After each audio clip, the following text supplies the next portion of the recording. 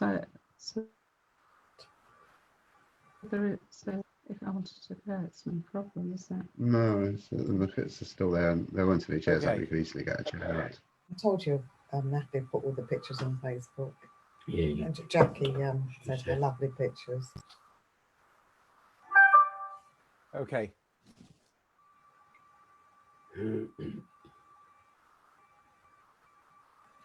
I'm just calling up my PowerPoint. Okay, here we go. It's Adele. It's Adele in the shows in the West End and the brasserie. They want us to book a table. Can't get there, can we, anyway? Even if we wanted to go. Not going on the tube. Definitely not. Okay, here we go. All being well. Yeah, very well. Pa pa pa. This is where it always freezes. Just going to share the screen. Here we go. No, it's frozen. Okay, keep chatting. Back in a sec. As you were. I haven't got a bag up there. Not to go yet. No, I can do it afterwards. Oh, Whether you looked at must have used the whether It doesn't really help you much. found it. Ah, can you see that? I've got to go inside for them. Not yet.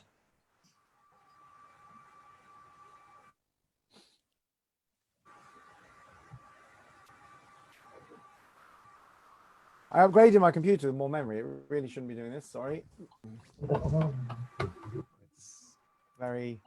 It's being very rude. Grandpa's style.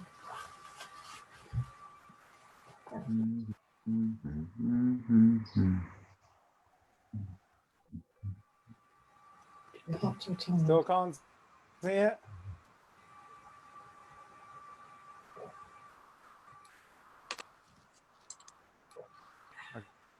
Okay, sorry folks, just waiting for it to unfreeze. I had midnight sleep last night. So I woke up at 1:30.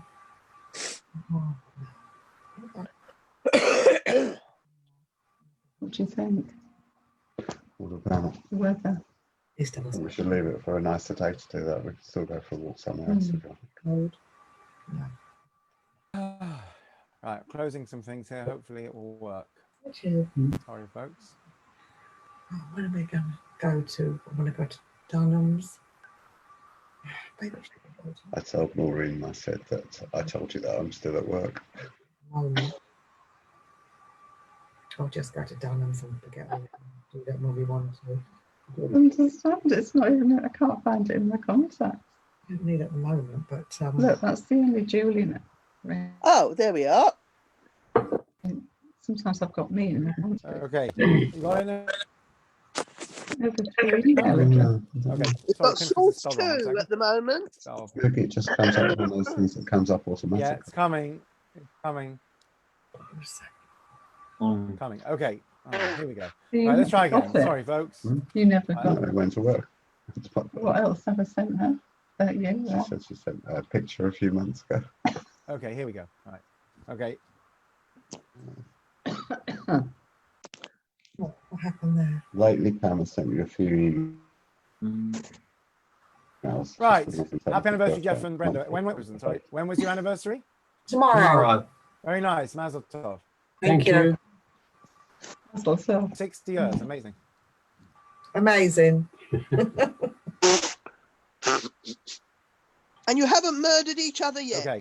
Tell me when that comes up. Hopefully, it would appear not. Yep. Pinchas, that's right. We've Okay, got the everyone got that now? title. Can you all see We've that? got the title. Yay. Okay. We're making progress. Okay, right. So here we go. So this week's subject is Pinchas, and Iris is about to read the summary. Iris, off you go. Well, I will When you when get it it. comes up. Oh, there it is. Yes. Right. Right. Aaron's grandson, Pinchas, is rewarded for his act of zealotry in killing the Simeonite prince Zimri and the Midianite princess, who was his paramour. God grants him a covenant of peace and the priesthood. A census of the people counts 601,730 men between the ages of 20 and 60. Moses is instructed on how the land is to be divided by lottery among the tribes and families of Israel. The 5 daughters of Zelophehad petition Moses that they be granted the portion of the land belonging to their father who died without sons. God accepts their claim and incorporates it into the Torah's laws of inheritance. Moses empowers Joshua to succeed him and lead the people into the land of Israel. The Parsha concludes with a detailed list of the daily offerings and the additional offerings brought on Shabbat, Rosh Chodesh, first of the month, and the festivals of Passover, Shavuot, Rosh Hashanah, Yom Kippur, Sukkot, and Shemini Atzeret. No mention of Simchas Torah or Purim or Hanukkah. They're modern inventions. Okay, so Pinchas, by the way, is where we get the maftir from. So Pinchas is a very popular sedra. We often lay in it on Yom Tov and things like that. Okay, when we have a maftir. Rabbi? An additional reading. Yes. Rabbi, it says that God Yes. grants Pinchas a covenant of peace and the priesthood, but he's already going to be a priest anyway because he's Aaron's grandson, isn't he? I can't remember exactly what happened, but he was from the previous generation, so he would have missed it. But he got it as I can't remember exactly how it works. But his father Well, was the next. Aaron's sons were priests, so Yes. surely their sons' sons would have been priests. 1 second. Let me look it up. Good question. But also, why is this Cedra called Pinchas when there's so little? He's only mentioned in the introduction, and he was spoken about in the previous Cedra. Mm-hmm. Well, he has a pivotal role, doesn't he? Yeah, but it's not doesn't last for very long in this Cedra. They don't talk about it very much. But the namings of the Cedras Well, it aren't was more necessarily, Logical. no. Or often it's things like via he or whatever. Vayikra. Right. So this is the whole point of today's shir. Right. So Pinchas would have been a Cohen anyway. So when it says that Hashem gave him the gift of priesthood, right, he would have had it by hereditary right. It seems that there was a point here of saying that you can get it by hereditary right, or you can by inheritance, or you can earn it. And this is exactly what we're going to talk about in today's shir: the different crowns and how you earn them. Do you earn? Is there such a thing as something you just have as an inheritance, right? Which is no matter what, or do you have to earn it? So let's look at Pinchas, not his act, but this idea. It says that God granted him the priesthood. What do you mean? He would have had it anyway, but it seems that it was a renewal of the covenant, right? It's like someone saying to their son, I know you would have inherited the business anyway one day when I was going to die, but I want you to take on a role now because you show so much promise, not just because of who you are, right? It's always a difficult one. I remember a certain organization I know advertised for a chief executive and supposedly had a fair and robust interview process. And lo and behold, who got the position? The son of the founder. And it was claimed that the board of trustees had chosen him fair and square. I will never know the truth, who knows? But we're going to talk about this, things that you get as an inheritance versus things that you earn. Now, who's heard of Joshua? Everyone. Who's heard of Moshe's sons? Right, you probably know because you read the Chumash. You know they were called Gershom and I don't know Moshe's son. Merari? Eliezer. No, Eliezer, wasn't it? Don't know. Do much, did they? Moses? Yeah, I think so. Right, let's go back to Google again.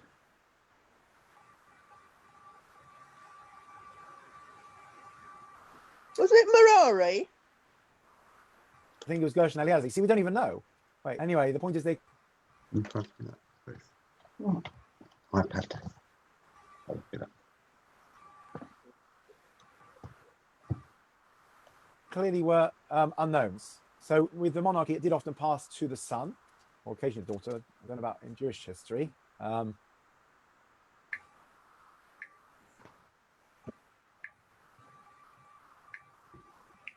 But like Queen Elizabeth II, for example. But to the son or occasionally daughter automatically. But other roles we know were on merit. Moshe's role was on merit, right? The Kohanim, but Moshe's sons are almost unheard of. Right? Hear any indication that they became particularly famous? Eliezer. Yeah, Have you looked them up? Gershom and Eliezer, right? And it's Gershom with a mem, isn't it?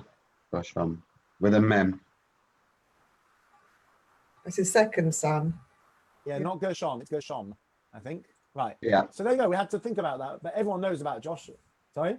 Yeah. So Moshe's sons, we had to really put our heads together. I think Joshua, everyone's heard of. We all know Joshua. So let's have a look. Gershom. Moshe himself.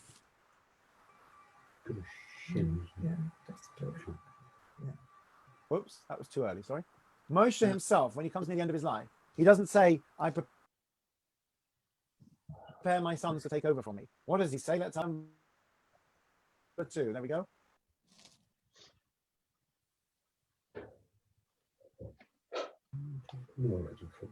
Yeah. How much Julian? What?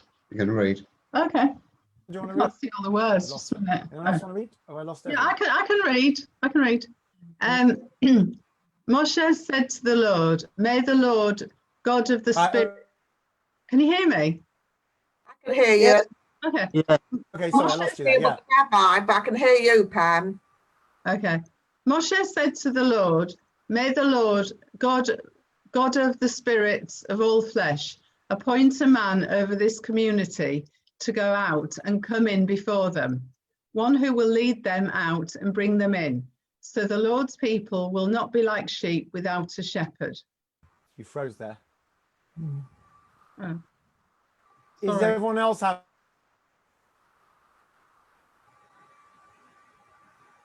Gone silent. Can't hear anything. Having a connection problem, or is it just me? Oh, you'd frozen there, Rabbi. We Sorry. didn't hear any of that.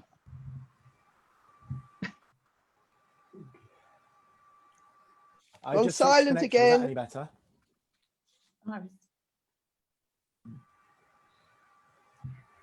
Here we go.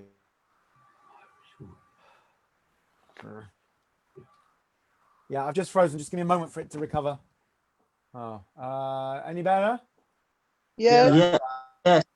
The good news is tomorrow we're getting a Virgin cable, so hopefully we'll have better service. Okay, so I've just lost you all again there. Sorry.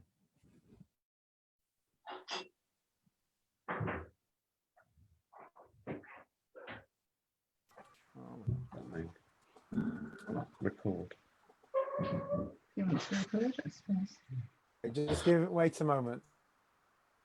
7 minutes 15.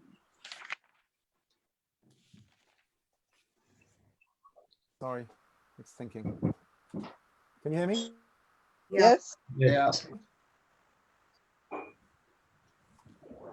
Oh. I'm going to go out then in again. Apologies. 1 second.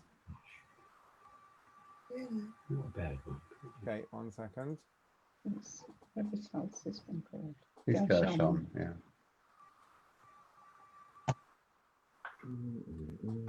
I think it means a stranger from there. Okay. Okay, is that any better? Yeah. Yeah. Okay, so What speak now? I'll leave it. I've lost the presentations. Let me just get the presentation back.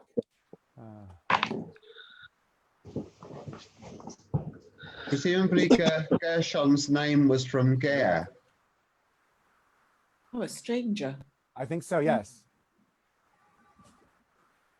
Yeah, because he says, let's look it up. 1 second. Yeah, strange. Isn't it? All right, let me just get this back on screen. Okay. Because he says Eliezer, because Hashem helped him. Eliezer. Gershom,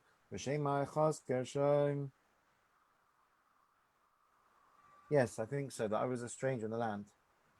Gershom. Gershon is a different name, rather confusingly, which is the more common one with the nun. Okay. Can everyone hear and see me now? Sorry about that. Yeah. Yes. Yes, So thank I'm very you. excited. Tomorrow we're getting Virgin Cable. Hopefully we'll stop having all these problems. I'm sure we'll have other problems. Bless you. Okay, Bless so Yes. And Oh again. dear. And again.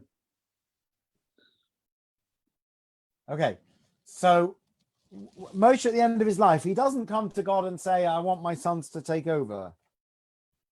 Miriam's died, Aaron's died, right? God says to Moshe, you will be gathered. 1 second. We'll have a look in a minute. Right there. Right? What does God say to Moshe? He says here, ascend the heights of Abarim, view the land I have given to the Israelites. When you've seen it, you too shall be gathered to your people, just as your brother Aaron was. And Moshe says back to him, sorry, it's out of order, this question, may the Lord, God of the spirits of all flesh, appoint a man over this community who will go out and come in before them, who will lead them out and bring them in so they shouldn't be without a shepherd. But he doesn't mention his own sons. He mentions someone who should get it based on merit. In fact, he doesn't even give any indication of who he thinks it should be. Now, what was the preceding passage to that? The preceding passage deals, interestingly, with inheritance. Let's see. What's the previous passage? Here. Who would Women's like liberation. Indeed. So this is the Midrash Rabbah. Sally, would you like to read? What was Moses' start- reason for making this request after declaring the order of inheritance? Just this, that when the daughters of Zelophehad had inherited from their father, Moses reasoned, the time is right for me to make my own request. If daughters inherit, it is surely right that my sons should inherit my glory. The Holy One, blessed be he, said to him, he who keeps the fig tree shall eat its fruit. Your son sat idly by and did not study the Torah. Joshua served you faithfully and showed you great honor. It was he who rose early in the morning and remained late at night at your house of assembly. He used to arrange the benches and spread the mats, seeing that he served you with all his might. He is worthy to serve Israel, for he shall not lose his reward. So here's what happens. Immediately before this, you have the incident with the daughters of Zelophehad. Right? Ironically, he was one that was gathering sticks and got put to death. They said, why should we lose out just because we're not sons? And Moshe asked what the halacha was. And of course, the halacha there was established of daughters inheriting. And then Moshe says to himself, whilst we're dealing with the subject of inheritance, maybe it's time for my sons to inherit me. So according to Midrash, he did initially think that his sons might be up to it, right? And Hashem says to him, let the one who keeps the fig tree eat its fruit. Let the one who tends to the tree, let the one who tends the vineyard pick the grapes, right? There's a nice proverb. Your sons sat by, they didn't study Torah. Apparently they didn't. Whereas Joshua, of course, was the faithful servant. And he gets his reward. But Rabbi, did Moses not have a responsibility to see if that they were sitting idly by and do something about it? Good question. Excuse me. I don't remember what the state of Moshe's marriage was at the end of his life. A bit iffy. I think he was divorced.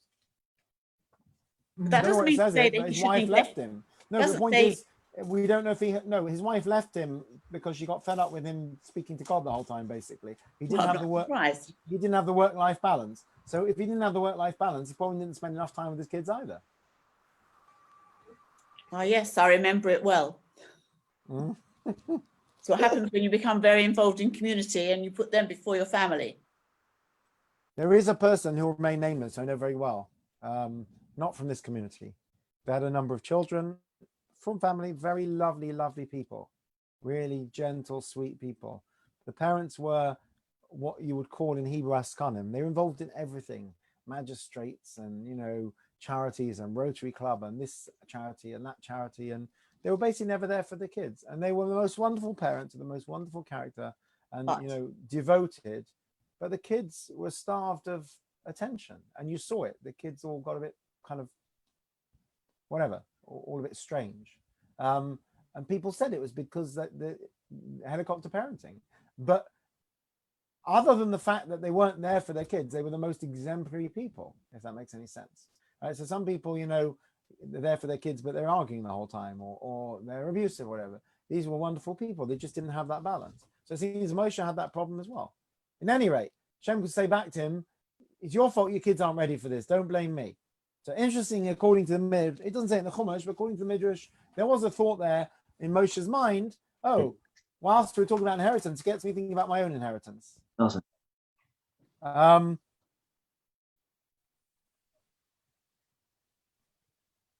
So it's interesting. When it comes to kings of Israel, it was often handed down father to son unless there was a war and someone got killed or a civil war or whatever. But it was often father to son. When it comes to the priesthood, to kahuna, it's an inheritance, right? I don't know if anyone's ever... I've heard it from both sides, by the way. I've had Kohanim have come up to me and said, I don't feel worthy to duchen because I'm not the most pious person. And I've had people say to me, I come to shul 3 times a day, and this guy just got out of prison. He's a Kohen. He gets to stand up and bless me, right? No disrespect to the Kohanim here, or wives of Kohanim. And the answer, of course, is that it's not the person, it's the office that they hold. The office they hold enables them to be a channel of blessing from God, right? You know, whether you like the Queen or not, whether you like the Prime Minister or not, he holds an office. And the reason we respect people is because of what they represent. So, of course, we should respect the Kohanim for their individual personal characteristics as well. But it's what they represent. They represent a certain office, whether they live up to that expectation or not. Right? The Prime Minister represents a certain office. President of America represents a certain office, right? With his finger on the nuclear button. When he talks about drinking bleach, it makes you a little bit worried. But he's still the President of America. I personally felt very strongly, I said at the time, when they flew the giant orange blimp over London, which supposedly the Mayor of London paid for with our money, that it was disrespectful to the office of president, even if the guy in there is a schmerel. But still, you respect the office. You know, you tell children to respect their teachers, even if the individual teacher may struggle to command respect. So there's the office. There's sometimes it's what they represent. So people inherit a certain position. That includes Kohanim. And it's what they represent rather than the person themselves. But interestingly, when it comes to leadership, it's personal qualities. Right? Moshe was chosen because he was a shepherd boy. Yeah. Not a shepherd boy. David was a shepherd boy. Yeah, he was a shepherd. I don't think he had any yichas specifically. I mean, he grew up in the palace, but that's not even the point. It's not because he grew up in the palace or anything else. It's because he was the faithful shepherd. Joshua is chosen because he's the devoted student. Yichas does not come into it, interestingly. And what becomes more interesting is that there is a concept in Rabbanus, in the rabbinate, of something called of inheritance. So it was always the way back in the Haim that the son would inherit the father's position. And it often leads to all kinds of issues. So the current Rav of Bnei Brak is someone called, I don't remember his name, Rabbi Landau, who is the son of the previous chief rabbi, who was the son of the previous chief rabbi. Very respected kashrut, Rav Landau. I have it on Coca-Cola for Pesach and things like that. Now, the truth is, as far as I know, they are respected by the people of their city. Otherwise, they wouldn't be able to occupy the position. Interestingly, both present chief rabbis of Israel are the sons of former chief rabbis. Now, that's not necessarily how they got the position. It's second generation. It's interesting. This, to the extent that there have been lawsuits and din Torahs where a rabbi has retired and said, I want my son to take over. This was always the way in all of, Israel. This was the tradition amongst Klal Yisrael, that the son takes over from the father, and the shul said, we don't want your son, mate, nothing personal. And he said, oh, but halakha, da. And there have been lawsuits and din Torahs. I say that if you have to go to court to keep your position, then it's probably a sign you're not wanted. But anyway, it's interesting that there has been a concept sometimes that the son inherits the father's position, but we see from Moshe that wasn't the case. Otherwise, his son should have taken on the leadership. They didn't. Joshua took it on. To Moshe's credit, after this realization from the Midrash, he doesn't come to God and say, oh, please, make my son, one of my sons, the leader. He says, appoint someone who will serve them faithfully, who will go out and come in before them. Right? They always pick up on this. Someone who leads from the front, leads them out and brings them in, right? Who leads from the front. Not someone who says forward men and stands in the back, but someone who says after me, right? They say that about the Israeli army. They lead by example, right? They lead from the front. So Moshe says, that's what we need. We need someone who will lead from the front. So interesting that this most important leadership role, I don't even know what you call it, Moshe Rabbeinu, he was the leader. He wasn't the chief rabbi. He was the teacher. He was the spiritual leader. That is not an inherited role. And what is the role that's not an inherited role? Spiritual leadership, which comes from Torah and from mitzvot. Right? And who's the greatest proponent of this argument? That it should be a meritocracy? Anyone know? I'll give you a clue. He wasn't sincere. We read about him. Korach, right? What does Korach says to Moshe? He says, listen, Moshe, we are all holy. Who put you in charge that you lord it over us? Every Jew is holy. What gives you the special right to lord it over us? Which is a slightly silly argument because someone has to lead. Right? Of course, Korach's argument was that he should lead instead. Let's see who wants to read. This is from Korach the other week. Any volunteers? Yeah, shall I read? Go for it. Please. They combined against Moses and Aaron and said to them, you have gone too far, for all the community are holy, all of them, and the Lord is in their midst. Why then do you raise yourself above the Lord's congregation? Is that Korah said that? Yeah, Korah says, right, which on the surface, what a great question. Why do we need rabbis? Why do we need teachers? Why do we need Moses? We are all holy. We can all connect to God. Right? People often say about Hasidim, they have their rebbes. Why? What's wrong with connecting directly to God? Why do I need rabbis and teachers? Why do we need Moses to go talk to God for us? So Korach's claim, if it would be sincere, is a very good theological question. Every Jew is holy. Every Jew has a soul. Every Jew is connected to God. What do I need you, Moshe, for? The problem is we know that what Korach was really saying is, I want the power for myself.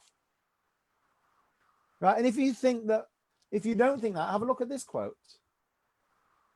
This is from the Haloscha, right? We've talked about this many times before. This is where Eldad and Medad, it says, were wandering around the camp. The 70 elders had gone to be briefed by Moshe. For some reason, these two were left behind. And it says they were wandering around offering prophecy. Some people say they're prophesying that Moshe is going to die and Joshua is going to inherit, by the way. But anyway, they were offering prophecy. And Joshua comes and says, these false prophets, you have to shut them down, Moshe, curse them. And what does Moshe say? Who would like to read number 6 here? I'll do it. Go on. But Moses said to him, are you wrought up on my account? With that, all the Lord's people were prophets, that the Lord put his spirit upon them. Right. So there is this concept that we're all holy. We all have the Spirit of God in us. We all have the ability. Korach said it, said it for the wrong reasons. This egalitarian, here you go, orthodoxy is egalitarian. We're all equal, we're all the same. Right? Korach said it about Moshe. Moshe himself said, Halavai, that everyone would have the Spirit of the Lord. Let's have a look at another one. When Hannah is giving thanks for the birth of her son, Shmuel, what does she say? Who would like to read number 7? I'll do that, Rabbi. Off you go. The Lord sends poverty and wealth. He humbles and he exalts. He raises the poor from the dust and lifts the needy from the ash heap. He seats them with princes and has them inherit the throne of honor. There you go. See, the American dream. You can be poor, and you can be lifted from the dust, right? What is it? If your great grandpa sold apples on a market stall, and eventually you can become Lord Sugar and shout at people on TV, right?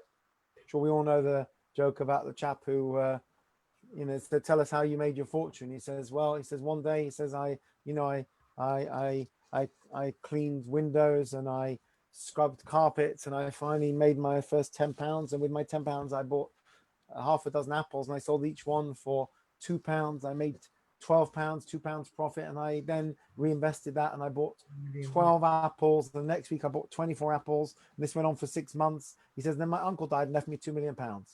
So No one's the best, Rabbi. yes, we know that one. So, but right, what does Hannah say? She says, look at this. The Lord sends poverty and wealth. He raises someone who's poor and lifts them from the ash heap, and they end up seated with princes. They inherit a throne of honor. Right? So there's meritocracy. Prophets also, by the way, prophets didn't get it. Maybe prophets is a better example, not kings or Kohanim, priests, but prophets. Prophets were appointed on merit, right? I guess Moshe was also a prophet. So, and finally, one more quote here. This is from the Parsha of Kadoshim. We would like to read number 8. Where are we up to? Lisa, you there? Would you like to read? Shall I do it? Lisa, you Oh, want to read? sorry, now? I was on Yeah? mute.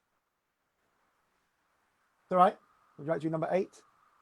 Speak to the whole Israelite community and say to them, you shall be holy, for I, the Lord your God, am holy. Okay, thank you. So just to recap these, right? All over the place we've got Korach. Okay, you know, you should learn from your enemies. Korach says, we're all holy. Who put you in charge? Why are you better than us? Right? Moshe himself says, if only everyone would have the Spirit of God upon them, right? Hannah says, look at the Lord who raises some of the poor from the dust, and they end up with a throne of honor seated by princes and royalty. And God himself says, speak to the Israelite community, tell them, be holy. You are all holy because I, the Lord, am holy. So it does seem to be a thread that we can all achieve it on our own merit. When it comes to holiness, when it comes to prophecy, when it comes to, you know, leaders like Moshe, it's not inherited. It doesn't get passed down to your kids automatically. We're egalitarian. We are meritocracy. Right? Korach had the wrong reasons. He wanted the power, but he tapped into something there. Now, let's have a look at this famous quote, which I think is in Pirkei Avot as well. Don't know whose turn it is to read. Are we back to you, Iris? Is anyone not read yet? I haven't read. Lawrence, you there? With 3. 1 second. With Lawrence, you there? He's not there. Okay. Oh, I'll read if you like. he's there. Go on. Never mind. Yeah. Please. With 3 crowns was Israel crowned, with the crown of Torah, the crown of priesthood, and the crown of kingship. The crown of priesthood was bestowed on Aaron and his descendants. The crown of kingship was conferred on David and his successors. But the crown of Torah is for all Israel. Whoever wishes, let them come and take it. Do not suppose that the other 2 crowns are greater than that of Torah. The crown of Torah is greater than the other 2 crowns. And this is from Maimonides' Laws of Study of Torah. Anyone want to suggest why the crown of Torah might be the greatest crown? It's fairly obvious, I think. Because it's open to all the people. Right, it's open to everyone. It's on merit. The other 2, okay, you have a crown because your father was a king or a Cohen even. Very nice. Okay. Rabbi, if it were on merit, it wouldn't be open to everybody because you've got to merit in order to receive it. And then you get into questions like equal opportunities. So it was open to all the people irrespective. True, yes. Maybe merit's not even the right word. Anyone can attain it. It's not dependent on your status or your yichus. Now, obviously, it is dependent on your ability to understand it. So you could come to me and say, don't we say every year on Simchas Torah that the reason I don't know how we're going to do it this year, but the reason we dance with the Torah closed is to send the message, it doesn't matter how much of it you understand, it's still your heritage. Right? Now, that's all very nice. It's a beautiful idea, but you obviously, in order to occupy a spiritual leadership position, you would have to have acquired some Torah. And then you'll say, what about someone who doesn't get a Jewish education? Well, Rabbi Akiva started at 40. But at least it's something everyone can earn. It's a crown you earn. The opportunities might not be there for everyone. That's a different story. Equal access. And then what about people who have disabilities and all kinds of things? Inclusion is an issue. But the point is, it's not automatic. You don't earn it from your parents, right? And it's an interesting topic about, I was talking to a guy called Joshua Liss. He's a nephew of Rabbi Liss, cousin of Rabbi Liss, who's in Highgate. Everyone knows Rabbi Liss. He's originally from Cardiff, very nice boy. He's not a boy anymore. He's in his 30s. He's married with kids. Very interesting conversation. He lives on a moshav, not a moshav, a settlement basically called Keshet, which is nothing to do with Keshet UK, which is LGBT organization. It's called Keshet in the Golan. And they have about 130 families. And it's a sort of, I don't know what you call it. Closed is maybe the word, closed community. So basically, I don't know how this works legally, but they do this in Israel. You can choose who lives in your community. So they have a Vard, a board of whatever, trustees, or I don't know what you call it, who basically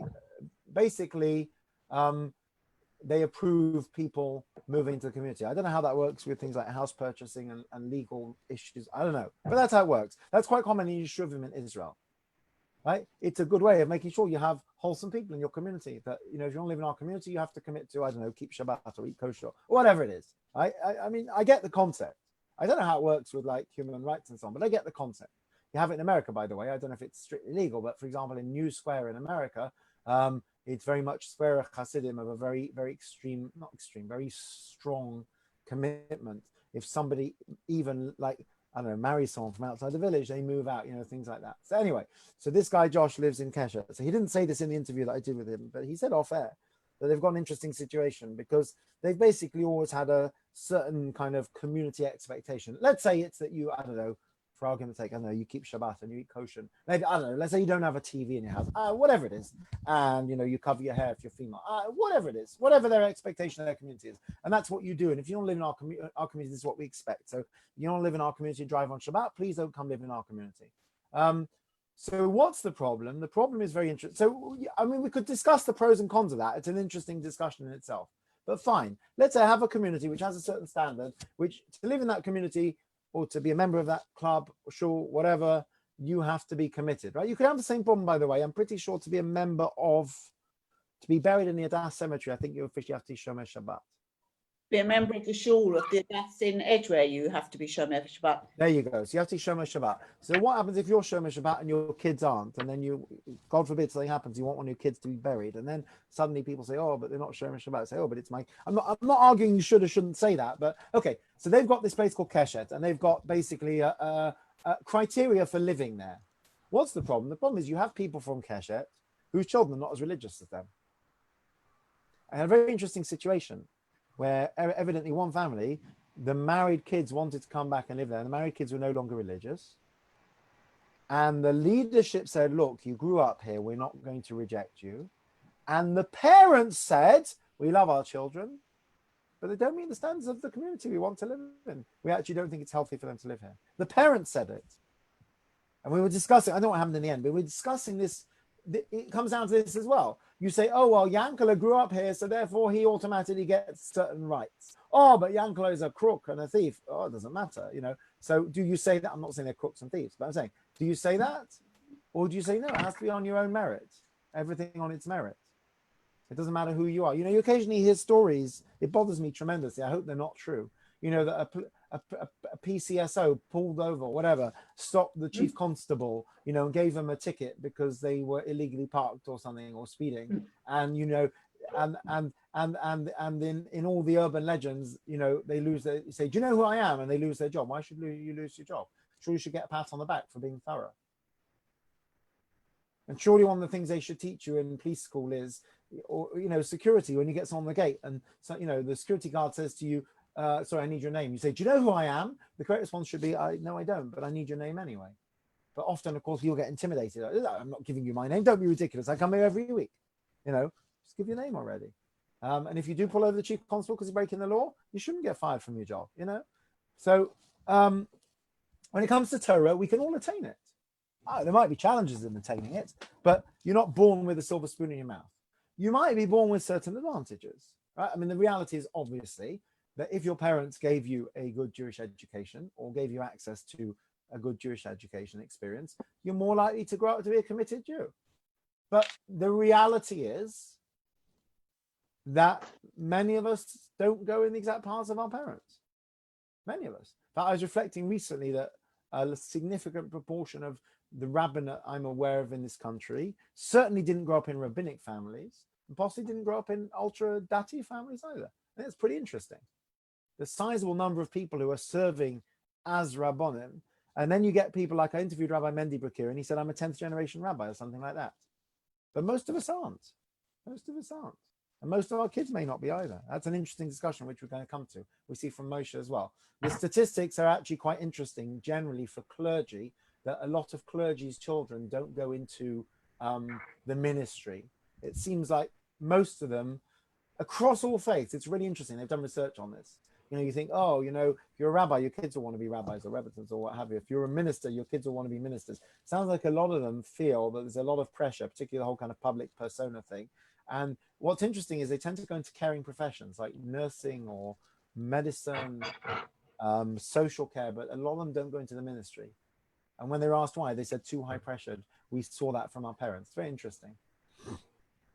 So it's not an old problem. So Moshe wanted his kids to take over, not because they were, not just because, but we all want our kids to have, have a nice job and some recognition. But to his credit, once God says to him that's not going to happen because they're not worthy, and Joshua is, he says, fine, appoint someone worthy. So now the question becomes, so there's 2 points. Number one, we're all worthy.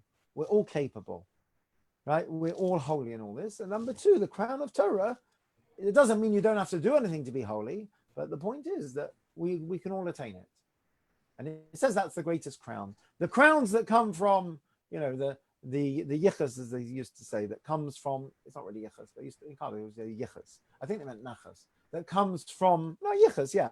That comes from being a kohen or being a king.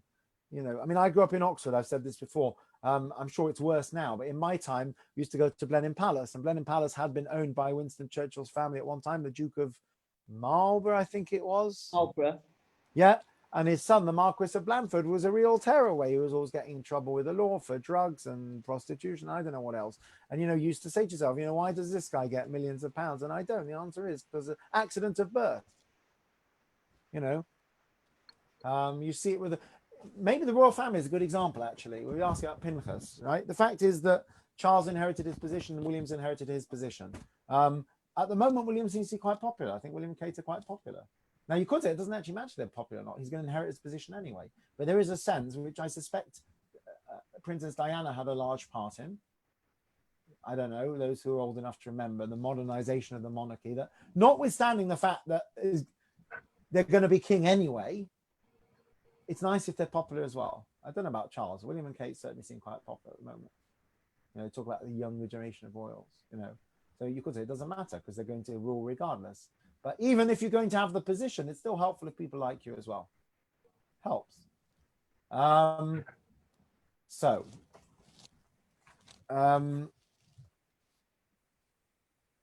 just by the way, normally you had all 3 crowns here.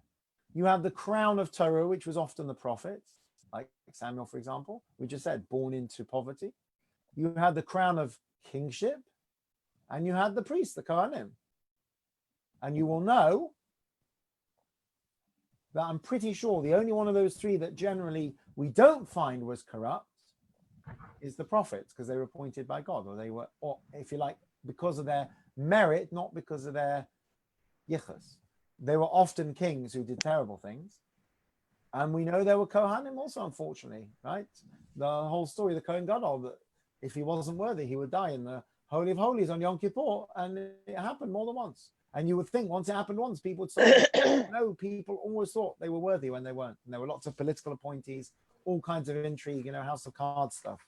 So, and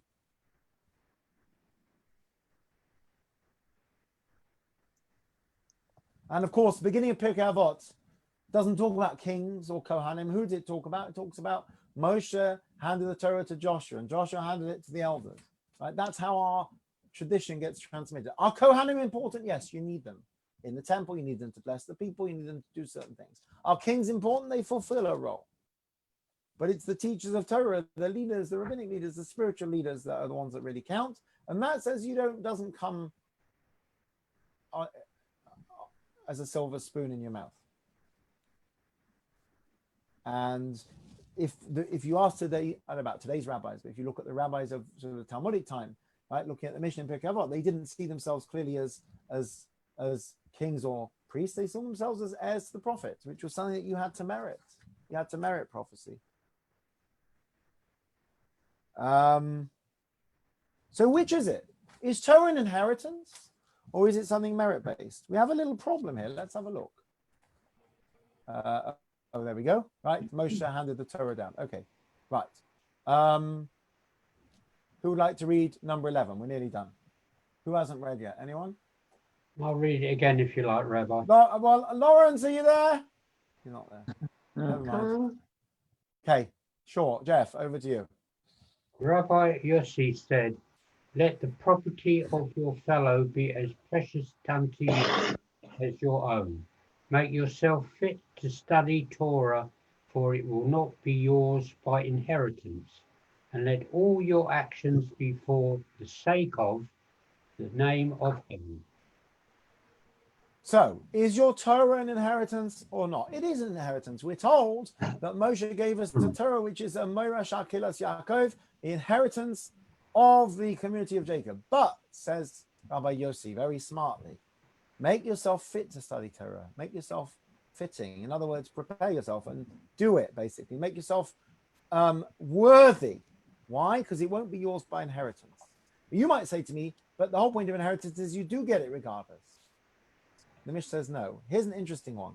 Look Rabbi, at the yeah? surely we received the Torah as an inheritance, but we haven't received the knowledge of the Torah. We have to work for that.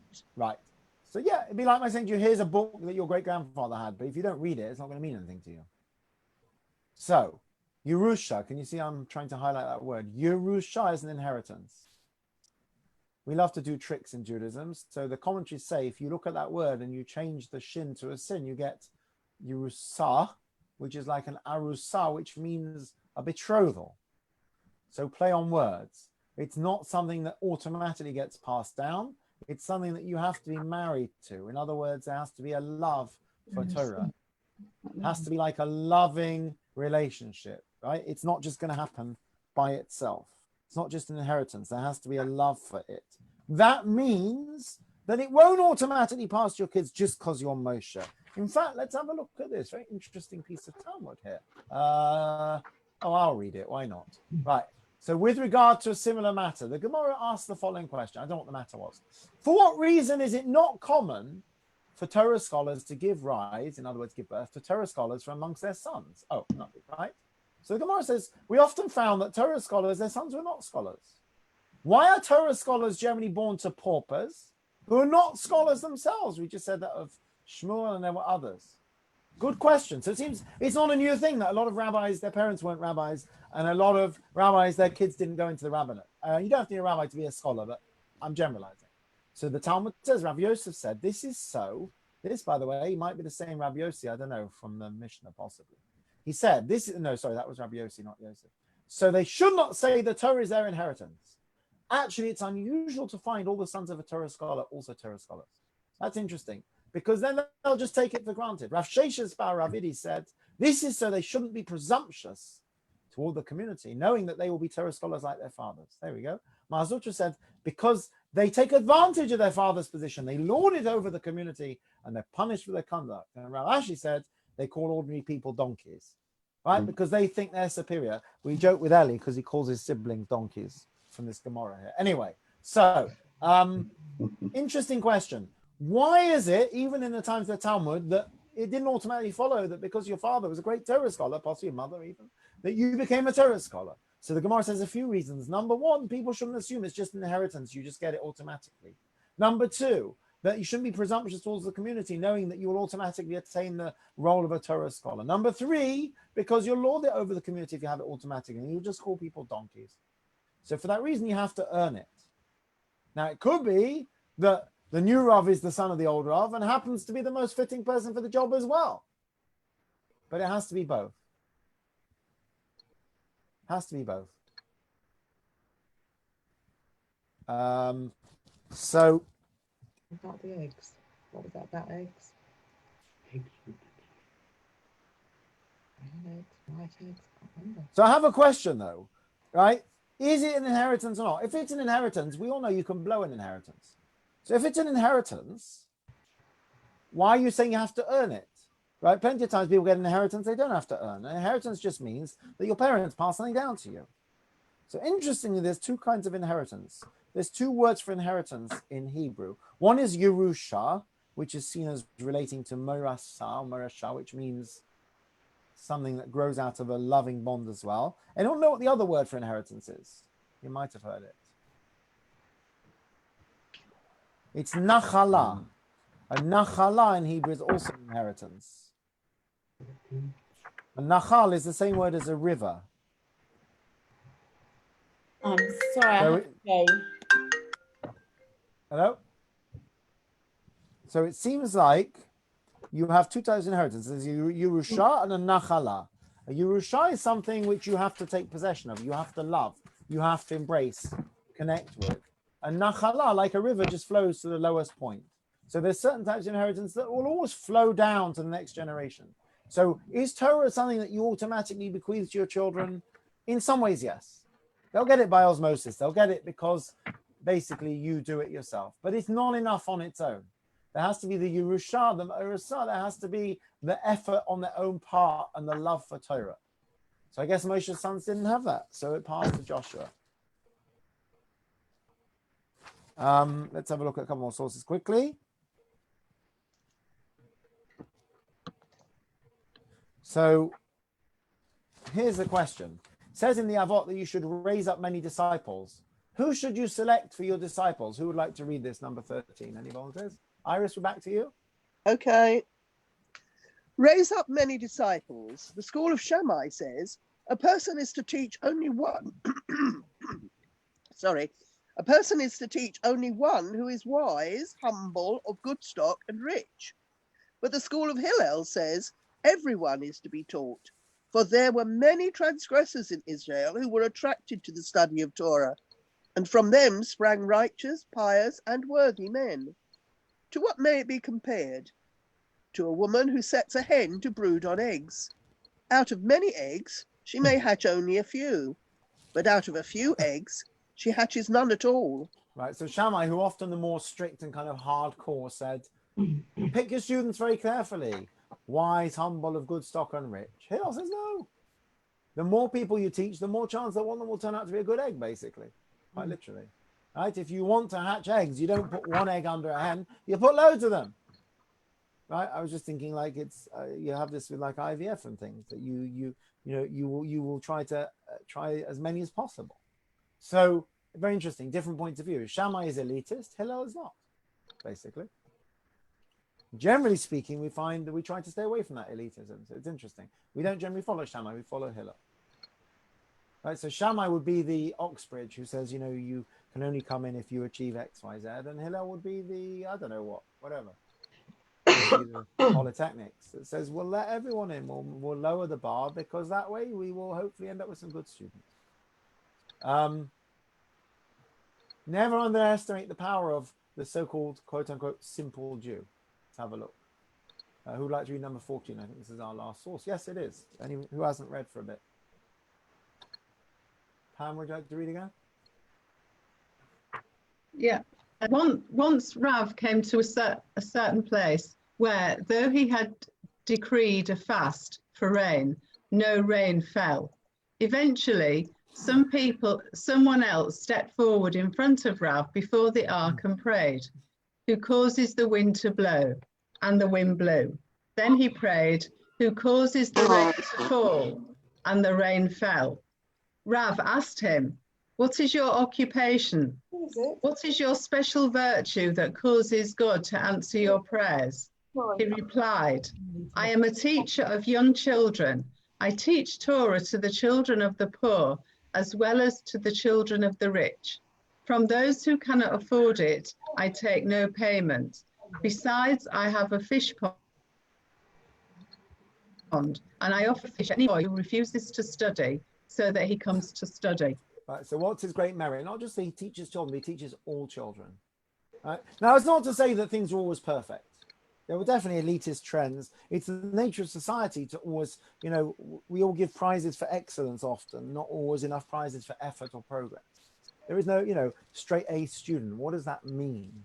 For some people, achieving a grade C, they don't call it that anymore, is a huge achievement. For others, A is no big deal. We don't always get it right. But we do see, first of all, we know that we learned previously about how they, in Talmudic times already, they realized that you couldn't rely on fathers to teach their children. I think we learned this a while back. And they set up schools, basically. No one ever heard of such a thing where somebody would teach a number of children to make sure that they were taught. Here's this chap, he says, I teach the children of the poor who cannot afford it to pay me as well. Right? That was groundbreaking, earth-shattering at that time. We've seen a few sources that have pointed out some of the greatest rabbis and scholars came from humble roots. So besides anything else, it's a fallacy to say we will only allow the elite to be educated. We'll only allow the elite to learn Torah. It doesn't even make sense. Right? It'd be like in society saying, oh, they do probably. You can only get into Eton if your dad went to Eton, right? Yeah, etc. And look where that gets us with old boys networks. So is it perfect? No, it's not perfect. But Moshe himself had the tragedy that his sons didn't follow in his footsteps. Exactly. But the big bracha from that is we see that it's something you can attain on merit. The crown of Torah is one you retrieve for yourself. Is it an inheritance? Yes. Will it pass? Listen, it sometimes passes through generations without doing anything at all. But that's not the ideal, obviously. We work on it, we put the effort in, and we will be rewarded. I don't know if I can tell you that you'll become Moshe Rabbeinu, but you can definitely achieve something. And that comes through merit. The crown of Torah is achieved through merit, through one's own study. Oh, I have to talk about opportunities and equal access. Fine, that's something else. But it's very different from the priesthood or the kingship, which is an inherited position, which in some ways you can turn your nose up at for that very reason. So we see it. If if somebody says to you, oh, it's all about nepotism. Really? How come Moshe didn't manage it? Right, simple as that. Any questions?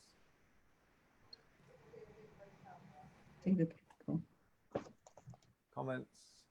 Lawrence, are you there? Carol, Lawrence? I think it's Carol, isn't it? Carol, are you okay? Oh, I think I hear. I always get nervous when you see people and they disappear. By the way, useful thing to know, WhatsApp video calling. Am I the only person that didn't know you can do 3-way video calls? Okay. Possibly more.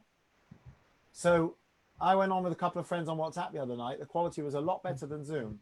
But one guy kept his camera like this, so you couldn't see him. It was like very disconcerting talking to an empty screen. But anyway. So happy anniversary. Rabbi, I missed the crucial bit. What did you say about WhatsApp? Oh, you can do 3-way calls, possibly more. And I found the quality a lot better than Zoom. It was you can amazing. do 4-way calls. There you go. I just didn't know that. And the quality seems to be better than Zoom. Zoom is not always great quality. I mean, it has some great features like screen sharing, but it's not, as you see from earlier, it freezes a lot and it uses a lot of your bandwidth. They now have all these Microsoft Meeting and WhatsApp, Facebook rooms and all kinds of stuff if you've got the patience to try them. What you said about the blacked out screen for one person, that's a recent phenomenon. It's come in the last few weeks. What? That sometimes you don't get to see somebody or they can't see you, and you have to restart the call. Oh, okay. So earlier I had half of you had black screens. The thing is, sometimes I think it's struggling and therefore it decides to save some bandwidth or whatever. I don't know. We shouldn't complain. It's wonderful technology. I would like to just pose a question which has no right answer. Obviously, we are starting to go back to shul a bit. We're not starting to go. We had a lovely service this morning. It was very nice to be back in shul. We're not going back like hosting people at home and stuff yet. When people feel they would like to be physically in the shir on a Monday morning, we could potentially do it. We'd sit around probably with our chairs in a circle far apart. If people want to do that, I'm game whenever you feel it's appropriate. I'm happy to do this. Comes with its challenges like internet bandwidth. But obviously it would be nice to be together again. I think it's in all of you that are regulars. I know some of you can't make it, so we would continue to live stream and I would try to do it in such a way that people are included. I don't know how, perhaps with a large screen or something. But when people feel in the next few weeks, if you do feel you would like to go back to face-to-face, we can definitely look at it.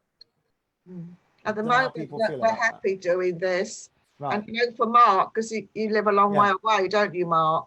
Is everyone happy to stick to Zoom for now? Yeah, quite far. Yes, quite far. yes. What about, okay. So we'll stick to Zoom. Well, once I get my Virgin line tomorrow, hopefully I'll have solved all these problems. Probably not, but that's the theory. Right, happy anniversary, Jeff and Brenda. Thank you. Yes, happy anniversary. Thank you. I'm off to my happy anniversary. I'm off to my weekly rabbi's briefing now. We'll find out all the new rules they've come up with. Good. So please excuse me. I don't think Debbie's cooking today. She's cooking next week. No. Right. Take care, everyone. Bye-bye. Bye. Bye. Bye.